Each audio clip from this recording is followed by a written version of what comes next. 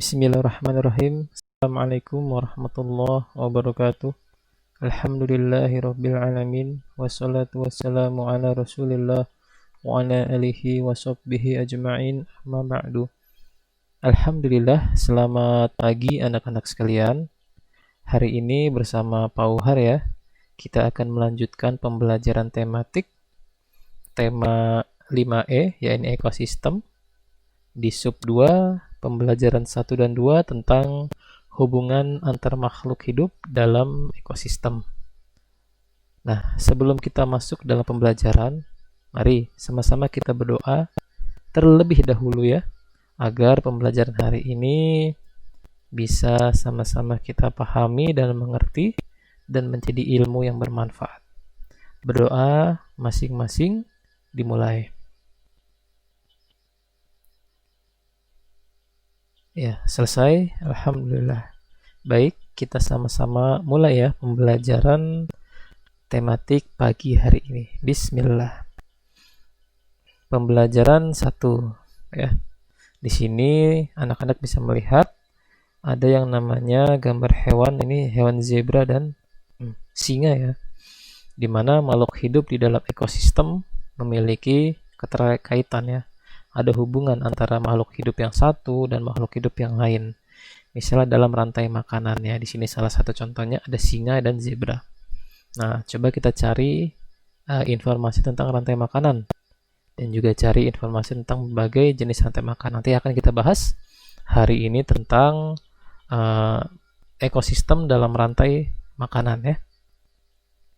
Nah, hari ini juga kita akan belajar tentang menentukan ide pokok di setiap paragraf, juga menjelaskan peran makhluk hidup dalam rantai makanan yang tadi sudah Bapak singgung di awal. Nah, sikap yang kita kembangkan yaitu cermat dan teliti ya. Insya Allah. Baik, pembelajaran pertama, ayo membaca ya. Anak-anak bisa membuka pembelajaran hari ini di buku tema kalian masing-masing di halaman 36 ya. Silakan dibuka. Nah, di sini kita akan menentukan ide pokok di setiap paragraf ya, di mana anak-anak bisa melihat pembelajaran atau teks rantai makanan di halaman 37 ya. Coba sama-sama kita baca ya. Rantai makanan. Paragraf pertama. Rantai makanan adalah suatu peristiwa makan dan dimakan yang terjadi antar makhluk. Rantai makanan terjadi di semua ekosistem. Makhluk hidup memiliki perannya masing-masing di dalam rantai makanan. Paragraf kedua. Dalam suatu rantai makanan ada makhluk hidup yang berperan sebagai produsen, konsumen, dan pengurai. Produsen adalah makhluk hidup yang dapat menghasilkan atau membuat zat makanan sendiri. Konsumen adalah makhluk hidup yang memakan produsen. Konsumen dapat terdiri dari konsumen tingkat 1, konsumen tingkat 2, dan seterusnya hingga konsumen puncak. Konsumen 1 memakan produsen, konsumen 2 memakan konsumen 1, dan seterusnya. Pada akhirnya, konsumen yang mati akan diuraikan oleh makhluk hidup pengurai. Paragraf ketiga. Rantai makanan dapat dengan mudah kita temukan, bahkan di setiap tempat tinggal. Misalnya, rantai makanan di kebun jagung. Di kebun, jagung dimakan oleh tikus. Tikus tersebut dimakan oleh ular. Ular akan dimakan oleh burung pemangsa. Misalnya burung elang. Makhluk hidup yang mati akan diuraikan oleh pengurai. Semisal jamur. Nah, di sini bisa kita lihat di layar ya. Setelah membaca teks yang tadi sudah Bapak bacakan, kita coba cari ide pokok dari tiap paragraf ya. Ada 3 paragraf. Kita lihat di paragraf pertama tentang rantai makanan. Ide pokoknya adalah di awal ya, dimana rantai makanan adalah suatu peristiwa makan dan dimakan yang terjadi antar makhluk hidup. Nah, itu ide pokok paragraf awal. Kenapa bisa disebut itu? Karena dari satu paragraf yang telah kita uraikan ada yang namanya pesan penting atau bisa disebut ide pokok ya. Di mana satu paragraf yang panjang itu ada pesan yang penting yang bisa kita ambil ya. Lalu di paragraf kedua bisa kita baca di sini. Nah, ide pokoknya adalah dalam suatu rantai makanan ada makhluk hidup yang berperan sebagai produsen, konsumen, dan pengurai. Ada 3 jenis tingkatan rantai makanan, di mana ada produsen, konsumen, dan pengurai ya. Dan penjelasan mengenai hal itu diteruskan di paragraf, tetap di paragraf yang kedua, namun di alinea yang selanjutnya itu ya. Paragraf ketiga.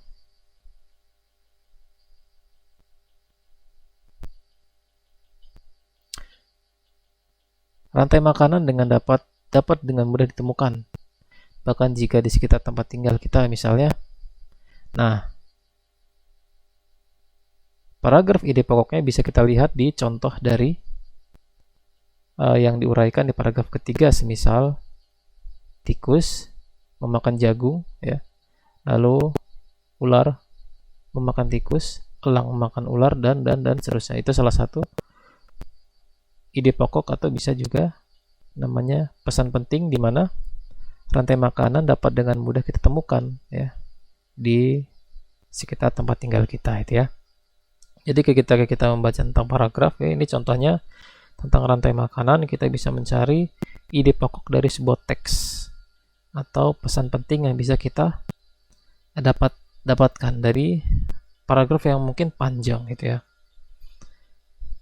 Nah, di sini coba kita amati bersama peran makhluk hidup dalam rantai makanan. Dalam rantai makanan ada makhluk hidup yang berperan sebagai produsen, konsumen, dan pengurai. Ya, di sini ada gambar, coba kita perhatikan bersama-sama. Ini ada siklus rantai makanan, ya, di mana siklus yang paling rendah adalah produsen. Ini produsen, ya, yaitu contohnya rumput. Konsumen tingkat 1, contohnya belalang. Konsumen tingkat 2, contohnya burung, ya, burung kecil, ya. Konsumen tingkat 3, contohnya ular. Lalu konsumen puncak, elang. Lalu pengurai. Kenapa bisa disebut konsumen puncak? Karena tidak ada lagi makhluk hidup yang bisa memangsa elang secara umum ya. Jadi elang tidak akan dimangsa oleh makhluk hidup yang lain. Dia paling puncak dan paling tinggi dari rantai makanan ya. Sedangkan ular misalnya, dia masih ada yang lebih tinggi dan yang bisa memangsa dia, yaitu elang ya. Sedangkan elang udah nggak ada lagi, dia konsumen puncak. Dan ketika elang ini mati atau hewan rantai makanan ini mati dan membusuk, ada yang namanya pengurai. Nanti mayat-mayat atau bangkai-bangkai dari konsumen puncak ya, secara umum itu akan dikonsumsi oleh pengurai atau diuraikan ya. Jadi pengurai ini adalah contohnya jamur gitu ya. Ini siklus rantai makanan yang anak-anak bisa lihat di layar. Nah, dalam rantai makanan ada makhluk hidup yang berperan ya sebagai produsen, konsumen, dan pengurai. Nah, kalau produsen adalah apa nih Pak? Ya, produsen contohnya artinya makhluk hidup yang dapat menghasilkan makanan sendiri, misalnya tumbuhan dan fitoplankton ya. Tumbuhan itu adalah produsen karena tumbuhan ya, contohnya tumbuhan itu bisa menghasilkan makanan sendiri dari air, dari serapan tanah ya. Sedangkan konsumen makhluk hidup yang tidak dapat menghasilkan makanan sendiri ya, karena memang konsumen ya tingkat 1, 2, 3 dan puncak itu nggak bisa menghasilkan makanan sendiri ya, nggak bisa hidup sendiri tanpa makan ya. Makanya makhluk hidup di kelas konsumen disebut konsumen, dan ciri-ciri konsumen itu tidak bisa menghasilkan makanan sendiri ya. Sini contohnya belalang, ular, elang, dan sapi gitu ya. Lalu pengurai, makhluk hidup yang menguraikan sisa-sisa tubuh makhluk hidup yang telah mati, yang tadi Bapak jelaskan ya, menjadi zat-zat hara dalam tanah, misalnya jamur. Ini salah satu contoh makhluk hidup pengurai, yakni jamur. Ini yang tadi berhubungan dengan siklus rantai makanan yang udah jelaskan di slide sebelumnya. Coba di sini sama-sama kita isi ya, bareng-bareng. Sudah jelaskan dari awal. Nah, di sini kita namakan saya tumbuhan.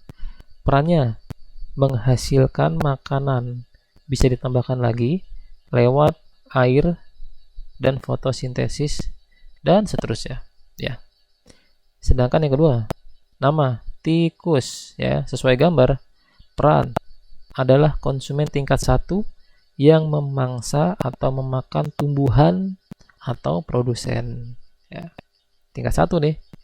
Kemudian di sini kita contoh saja elang. Burung elang, konsumen puncak. Ya, kita anggap konsumen puncak. Di mana burung elang akan memangsa konsumen tingkat 1, yaitu tikus. Lalu yang terakhir, pengurai, nama jamur, peran pengurai.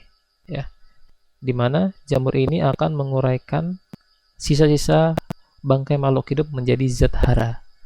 Ya, jadi zat hara ini akan berguna juga nanti untuk produsen hidup. Ya, jadi sisa-sisa zat makanan atau zat makhluk hidup yang telah mati diuraikan jadi unsur hara, unsur tanah, ya, di mana bisa menjadi pupuk, ya, menjadi pupuk untuk secara tidak langsung untuk berbagai tumbuhan yang ada di area penguraian, itu ya. Nanti akan menjadi tumbuhan yang subur, gitu. Jadi namanya siklus rantai makanan terus berputar, ya, gitu. Nah, dalam pembelajaran kedua, ya, mencari informasi. Susu merupakan minuman yang baik bagi kesehatan. Susu diperoleh dari sapi perah. Sapi diperoleh energi dari rumput yang menghasilkan susu. Sedangkan rumput dapat menghasilkan makanan sendiri karena energi dari sinar matahari, sehingga terjadi perpindahan energi dari sinar matahari ke rumput, ke sapi, kemudian ke peminum susu ini. Jadi ada perpindahan. Nah, tadi ya, perpindahannya, ya, dari matahari mengalurkan energi ke rumput, ya, rumput tumbuh subur, kemudian dimakan oleh sapi, ya, sapi semakin gemuk, kemudian sapi menghasilkan susu dan susunya diminum oleh kita, ya. Jadi energi dari matahari berpindah akhirnya ke susu, gitu ya. Hari ini, ya, di pembelajaran kedua kita akan menjelaskan aliran energi di suatu ekosistem, lalu menulis karangan non-fiksi, lalu menulis properti tarian yang digunakan dalam tarian daerah secara singkat saja, ya. Kemudian sikap yang akan dikembangkan cermat, teliti, dan mandiri. Nah, di sini tentang aliran energi di suatu ekosistem. Nah, di sini kita anak-anak bisa membaca di halaman 42, ya. Bisa di halaman 42, coba Bapak baca. Anak-anak silakan disimak, ya. Ayo membaca. Menjelaskan aliran energi di suatu ekosistem. Kamu telah mengetahui bahwa energi dari rumput digunakan oleh sapi untuk menjalankan proses kehidupan, seperti bernapas dan mengalirkan darah. Di dalam rantai makanan, rumput berperan sebagai produsen dan sapi berperan sebagai konsumen. Namun, energi yang dimiliki oleh rumput juga dapat berpindah ke konsumen lain sesuai dengan habitatnya. Perpindahan energi yang diawali dari cahaya matahari ke produsen, konsumen, dan pengurai disebut aliran energi. Garis bawah ini, ya. Apa tadi? Perpindahan energi yang diawali dari cahaya matahari ke produsen, ke konsumen, ke pengurai disebut aliran energi, ya. Nah, aliran energi terjadi di ekosistem padang rumput seperti pada gambar. Ini contoh gambar yang di buku kalian, bisa dilihat. Seperti penjelasan yang ini, ya. Kita akan jelaskan satu-satu. Pertama, energi dari cahaya matahari digunakan oleh rumput untuk melakukan proses fotosintesis dari matahari. Untuk rumput, fotosintesis. Rumput berperan sebagai produsen. Produsen. Rumput menghasilkan energi berupa makanan yang disimpan di bagian-bagian tubuhnya, misalnya daun, buah, seperti itu, ya. Dalam hal ini terjadi aliran energi dari cahaya matahari ke rumput. Kemudian, lanjut ke tahap kedua. Misalkan rusa. Rusa yang berperan sebagai konsumen tingkat 1 memakan rumput, ya, rumput yang tadi. Energi dari rumput berpindah dari rumput ke tubuh rusa. Energi tersebut kemudian digunakan oleh rusa untuk melakukan kegiatan, misalnya berlari, berjalan, makan, ya, dan kegiatan sehari-hari si rusa tersebut, ya. Lalu kemudian terjadi namanya perpindahan aliran energi dari rumput ke rusa. Lalu kemudian ada singa, ya. Singa konsumen puncak. Singa yang berperan sebagai konsumen tingkat 2 makan rusa. Energi dari rusa pun berpindah ke singa, ya, karena sudah dimakan. Lalu singa menggunakan energi tersebut untuk, ya tadi, melakukan kegiatan, ya, berlari, berjalan, makan, bermain bersama teman-teman singanya. Lalu kemudian terus ke tahap selanjutnya, akhirnya singa mati. Singa mati. Tubuhnya akan membusuk menjadi bangkai dan terurai oleh bakteri-bakteri, ya. Bisa dengan jamur yang tadi contohnya misal. Lalu energi hasil penguraian itu dilepas ke lingkungan atau di sekitar tempat singa itu mati ke dalam tanah. Hasilnya menjadi, salah satunya menjadi pupuk organik atau unsur hara, ya. Akhirnya bisa menjadi tumbuh-tumbuhannya di sekitar bangkai tersebut. Nah, jika salah satu komponen dalam rantai makan tersebut mengalami kepunahan atau salah satunya hilang dalam muka bumi ini, lalu aliran energi yang akan terganggu pun putus, ya. Akhirnya dapat menyebabkan ketidakseimbangan antar ekosistem. Misalkan nggak ada rumput di dunia ini, pasti nggak ada hewan yang bisa makan rumput itu. Misal nggak ada rusa, karena nggak ada rumput di dunia ini, misalkan itu, ya. Misal di dunia ini nggak ada rusa, akhirnya singa nggak bisa makan. Singa nggak mungkin makan rumput. Akhirnya singa banyak yang punah. Seperti itu, ya. Jadi ketika ada salah satu rantai makanannya hilang, akan terjadi ketidakseimbangan dan populasi mangsa di atasnya akan berkurang atau bisa menurun populasinya. Paham, ya, insya Allah. Nah, di sini ada beberapa, ya, contoh, ya.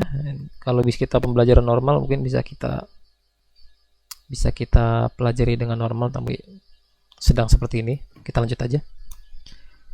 Pembelajaran 2 tentang menulis karangan non-fiksi. Nah, di sini nih, karangan non-fiksi adalah karangan yang berisi informasi atau fakta-fakta yang sesuai dengan kenyataan dan sifatnya masuk akal bagi pembacanya. Nah, ini kita akan sama-sama membahas tentang langkah-langkah membuat karangan non-fiksi. Fiksi adalah khayalan. Nah, ini non-fiksi, non-khayalan, alias realita, alias fakta. Makanya disebut non-fiksi. Itu, ya, paham, ya. Kemudian nomor 1, dapat dibentuk dari gambar penyajian. Lalu kedua, ya, membuat daftar kosakata, lalu menuliskan ide-ide pokok setiap paragraf, kemudian mengembangkan ide-ide pokok menjadi paragraf, lalu menyusun paragraf menjadi karangan non-fiksi. Kita langsung saja, ya. Langkah pertama, gambar sajian. Kita coba gunakan dengan gambar siklus rantai makanan yang tadi, ya. Ada rumput, lalu rumput sebagai produsen, belalang sebagai konsumen pertama, burung sebagai konsumen kedua, ular sebagai konsumen ketiga atau puncak dalam siklus ini, ya, dalam siklus yang ada di gambar ini. Kemudian ular mati dan terurai. Kosakatanya: ekosistem, ekosistem sawah, rantai makanan, makhluk hidup, produsen, konsumen, pengurai, habitat, karnivora, herbivora, rumput, belalang, burung, ular, jamur. Langkah ketiga, ide pokok paragraf, ya. Misalkan paragraf pertama tentang ekosistem, arti definisi ekosistem. Lalu paragraf kedua, ekosistem sawah merupakan salah satu jenis ekosistem. Paragraf ketiga, hubungan rantai makanan dan ekosistem. Paragraf keempat, contoh rantai makanan dalam ekosistem dan prosesnya. Lalu paragraf kelima, kesimpulan manfaat rantai makanan dalam suatu ekosistem.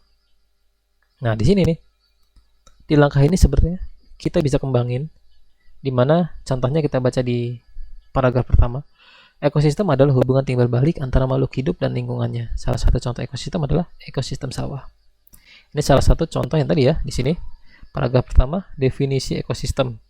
Sedangkan paragraf kedua, 3, 4, dan 5 belum tercontoh di sini, ya. Nanti anak-anak bisa lengkapi, ya. Anak-anak bisa buka di halaman, sebentar Bapak cek dulu. Anak-anak bisa lengkapi di halaman 45 bagian atas, ya. Yang ada kotak warna hijau di sana. Bisa anak-anak tulis nanti. Ikuti saja. Di sini kan sudah ada, ya, ide pokok paragrafnya. Ide pokoknya bisa dilihat juga di buku kalian. Di paragraf kedua, ekosistem sawah merupakan salah satu jenis ekosistem. Diuraikan di dalam paragraf kedua. Lalu yang ketiga seperti ini diuraikan, keempat seperti ini diuraikan, kelima mengambil kesimpulan dan manfaat diuraikan menjadi kata-kata. Menjadi kata-kata di dalam paragraf. Akhirnya jadi deh namanya karangan non-fiksi atau karangan fakta. Seperti itu ya, mudah kok. Mudah ya. Bisa dipahami ya anak-anak. Alhamdulillah ya. Itu terkait cara menulis karangan non-fiksi atau karangan fakta. Nah ini ya, coba sekarang kamu lanjutkan paragraf 2, 3, 4, dan 5. Bisa di buku paket, boleh kalau muat. Kalau singkat-singkat misal. Atau bisa di buku tulis, boleh insya Allah. Sekarang kita masuk ke pembelajaran selanjutnya ya. Tentang menulis properti tari dalam tarian daerah. Ini singkat saja sih sebenarnya. Di sini ada contoh ya. Tari panen ya, ini sering kita lihat di desa-desa ketika masyarakat bergembira atau sedang namanya musim panen ya. Adat salah satu adat yang biasa dilakukan oleh masyarakat adat itu melakukan tarian panen. Tapi sebenarnya dalam Islam ya, tarian-tarian itu tidak boleh ya sebenarnya. Itu nggak boleh sebenarnya tarian. Tapi kita cukup mengetahui, sebatas mengetahui aja ada yang namanya tarian panen yang biasanya dilakukan oleh masyarakat adat ketika menyambut musim panen atau ketika panen itu sedang banyak. Nah, properti tari dalam perlengkapan yang digunakan saat menari, misalnya kostum, kipas ya, selendang dan mahkota untuk ya menambah estetika atau menambah keindahan ketika tarian itu sedang dilakukan atau dipertontonkan ke masyarakat ya. Tadi tarian tentang panen, ini contohnya ada tarian tentang hewan ya. Bisa kalian lihat di sini. Ada contoh tarian tentang kupu-kupu ya. Kupu-kupu, dan ini tarian tentang salah satu adat memakai bulu ya. Nah, ini contohnya sebenarnya singkat saja. Mungkin kalian bisa melengkapi juga terkait beberapa contoh tarian ya. Boleh seperti itu ya. Untuk tari nggak terlalu panjang insya Allah. Baik, alhamdulillah kita sudah masuk ke penghujung pembahasan hari ini. Terima kasih untuk anak-anak yang sudah menyimak dengan baik. Bapak ucapkan jazakumullah khair untuk kalian semua ya, anak-anak kelas 5A. Semoga Allah menjaga kesehatan kalian semua. Hari ini seperti itu materi yang Bapak jelaskan. Adapun bila ada pertanyaan bisa komen di Classroom atau di link YouTube yang bisa kalian komen di kolom komentarnya jika ada pertanyaan ya.